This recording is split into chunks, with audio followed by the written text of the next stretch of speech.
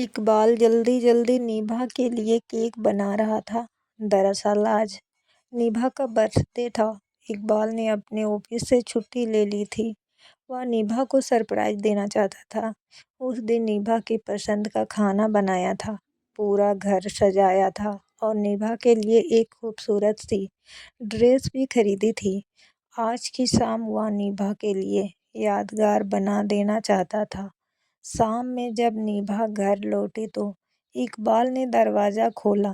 निभा के अंदर कदम रखते ही इकबाल ने पंखा चला दिया और रंग बिरंगे फूल निभा के ऊपर गिरने लगे। निभा को बाहों में भरकर इकबाल ने धीरे से कहा, जन्मदिन मुबारक हो मेरी जान। इकबाल का हाथ थामकर निभा ने कहा, सच इकबाल, तुम मेरी जिंदगी की सच्ची खुशी हो। कितना प्यार करते हो मुझे। ख्वाहिशों का आसमान छू लिया है मैंने तुम्हारे दम पर। अब तमन्ना यही है, मेरा दम निकले तुम्हारे दर पर। इकबाल ने उसके होठों पर उंगली रख दी। दम निकलने की बात दोबारा मत करना निभा।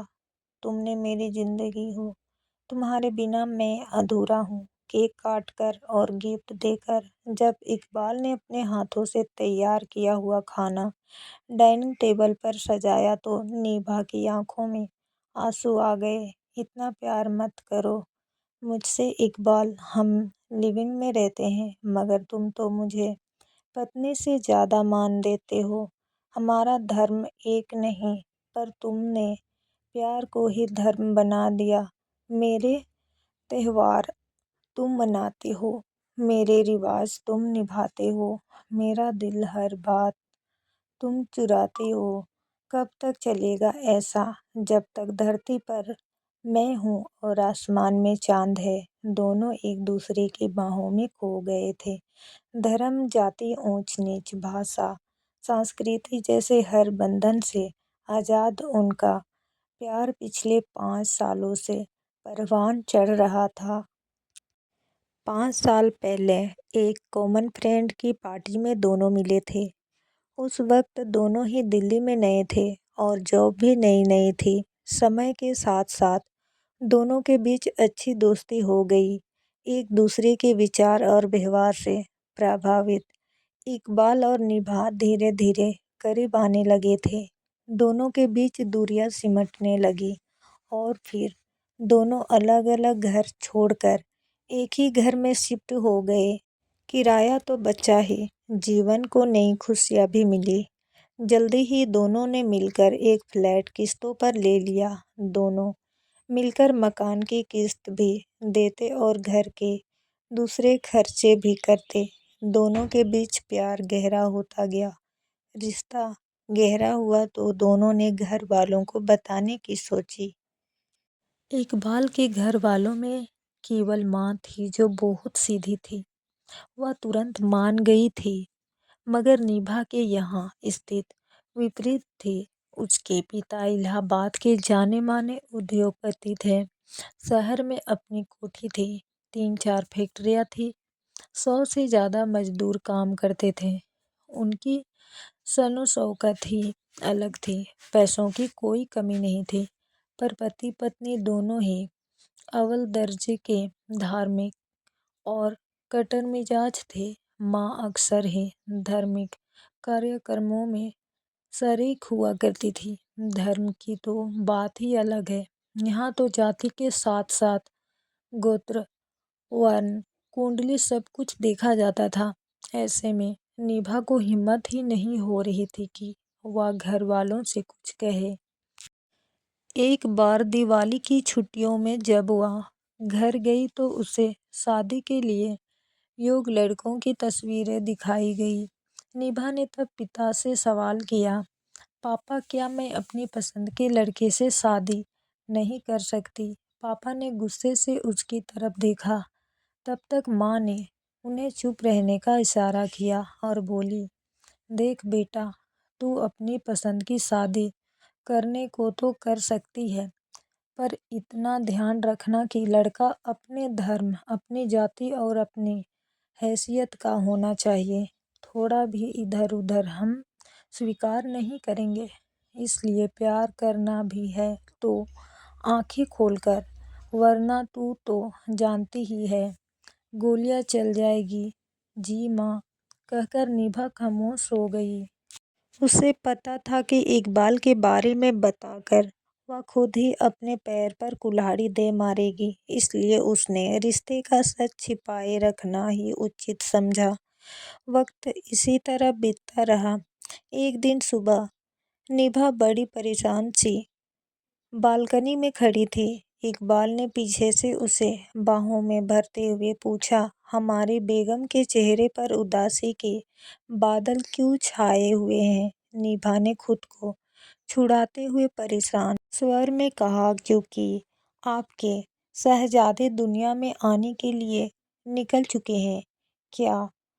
हाँ इकबाल, मैं माँ बनने वाली हूँ और यह जिम्मेदारी मैं अभी उठा नहीं सकती। एक तरफ घर वालों को कुछ पता नहीं और दूसरी तरफ मेरा करियर भी पीक पर है। मैं यह रिस्क अभी नहीं ले सकती। तो ठीक है निभा, गर्भपात करा लो, मुझे भी यही सही लग रहा था। पर क्या यह इतना आसान होगा? आसान तो नहीं होगा, बट डोंट वरी, हम पति पत्नी की तरह व्यवहार करेंगे और कहेंगे कि एक बच्चा पहले से है और इसलिए अभी दूसरा बच्चा इतने जल्दी नहीं चाहते। देखो क्या होता है। शाम को आ जाना मेरे ऑफिस में, वहीं से लेडी डॉक्टर के पास चलेंगे। और फिर निभा ने वह बच्चा गिरा दिया। इसके 5-6 महीने बाद एक बार फिर गर्भपात कराना पड़ा। निभा को काफ़ी अपराध बोध हो रहा था। शरीर भी कमज़ोर हो गया था, पर वह करती क्या? उसे कोई और रास्ता ही समझ नहीं आया था। पर अब इस बात को लेकर वह काफ़ी सतर्क हो गई थी और ज़रूरी एहतियात भी लेने लगी थी। एक दिन ऑफिस में ही उसके पास खबर आई कि उसके पिता का एक्सीडेंट हो गया है और वे काफ़ी गंभीर अवस्था में हैं। निभा एकदम बदहवास सी घर लौटी और ज़रूरी सामान बैग में डालकर निकल पड़ी। अगली सुबह वह हॉस्पिटल में थी। उसके पापा आखिरी सांसें ले रहे थे। उसे देखते ही पापा ने कुछ बोलने की कोशिश की तो वह करीब खिसक आई और हाथ पकड़कर कहने लगी, बोलो पापा, आप क्या कहना चाहते हैं? बेटा, मैं चाहता हूँ कि मेरा सारा काम तुम्हारा चचेरा भाई नहीं बल्कि तुम संभालो। वादा कर बेटा। निभा ने उनके हाथों पर अपना हाथ रखकर वादा किया। फिर कुछ ही देर बाद उनका देहांत हो गया। अंतिम संस्कार की पूरी प्रक्रिया कर वह 14 दिनों बाद दिल्ली लौटी। इकबाल भी ऑफिस से जल्दी आ गया था। निभा उसके गले लगकर बहुत रोई और फिर अपना सामान पैक करने लगी। इकबाल चौंकता हुआ बोला, यह क्या कर रही हो निभा? मुझे हमेशा के लिए घर लौटना पड़ेगा इकबाल। पापा ने वादा लिया है मुझसे। उनका सारा कारोबार मुझे संभालना है। वह तो ठीक है, मगर एक बार मेरी तरफ भी तो देखो। मैं यहाँ अकेला तुम्हारे बिना कैसे रहूँगा? मकान की किस्तें, अकेलापन और तुम्हारे बिना जीने का दर्द कैसे उठा पाऊँगा? नहीं निभा नहीं, मैं नहीं रह पाऊँगा। ऐसे रहना तो पड़ेगा ही इकबाल। अब मैं क्या करूँ? मत जाओ निभा, यहीं से संभालो अपना काम। कोई मैनेजर नियुक्त कर लो जो तुम्हें ज़रूरी जानकारी देता रहेगा। इकबाल लाखों करोड़ों का कारोबार ऐसे नहीं संभालता। पापा अपने कारोबार के प्रति बहुत जुनूनी थे। उन्होंने कोई भी काम मत्थतों पर नहीं छोड़ा। हर काम में खुद आगे रहते थे, तभी आज इस मुकाम तक पहुँचे। उन्हें मेरे चचेरे भाई पर भी यकीन नहीं। मेरे भरोसे छोड़कर गए हैं सब कुछ, और मैं उनको दिया गया अंतिम वचन कभी तोड़ नहीं सकती। और मुझसे किए गए प्यार के वादे, उनका क्या? उन्हें ऐसे ही तोड़ दोगी? नहीं निभा, तुम्हारे बिना मैं यहाँ 2 दिन भी नहीं रह सकता। तो फिर चले जाओ ना। आंखों में चमक लिए निभा ने कहा, मतलब? देखो इकबाल, तुम एक बार मेरे पास इलाहाबाद आ जाओ, हमें एक दूसरे की कंपनी मिल जाएगी और फिर देखेंगे, कोई ना कोई रास्ता भी निकाल ही लेंगे।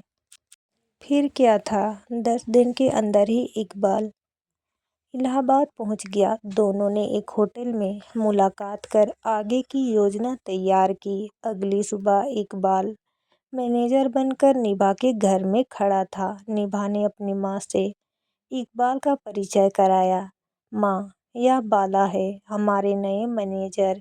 इकबाल ने बढ़कर माँ के पैर छू लिए तो माँ एकदम से अलग होते हुए बोली, अरे नहीं बेटा, तुम मैनेजर हो, मेरे पैर क्यों छू रहे हो? क्योंकि बड़ों के आशीर्वाद से ही सफलता के रास्ते खुलते हैं। माँ, बेटा अब तुमने मुझे माँ कहा है तो यही आशीष देती हूँ कि तुम्हारी हर इच्छा पूरी हो। बाला यानी इकबाल ने हाथ जोड़कर आशीर्वाद लिया और अपने काम में लग गया। निभा ने माँ को बताया, माँ दरअसल बाला कॉलेज में मेरा क्लासमेट था। इसने एमबी की पढ़ाई की हुई है। पढ़ाई के बाद कुछ समय से दिल्ली में काम कर रहा था। यहाँ मुझे अकेला इतना बड़ा कारोबार संभालना था तो मेरी हेल्प के लिए आया है। वैसे इसका घर तो जमशेदपुर में है, यहाँ बिल्कुल अकेला है। या माँ, क्या हम इसे अपने बड़े से घर में रहने के लिए एक छोटा सा कमरा दे सकते हैं? क्यों नहीं बेटा, इसे गेस्ट रूम में ठहरा दो कुछ दिनों में, या खुद अपने लिए कोई घर ढूंढ लेगा। जी माँ कहकर निभा अपने कैबिन में चली गई। योजना का पहला चरण सफलतापूर्वक संपन्न हुआ था। इकबाल घर में आ भी गया था और माँ को कोई शक भी नहीं हुआ था। मैनेजर के रूप इकबाल बाला बनकर निभा के साथ काम करने लगा।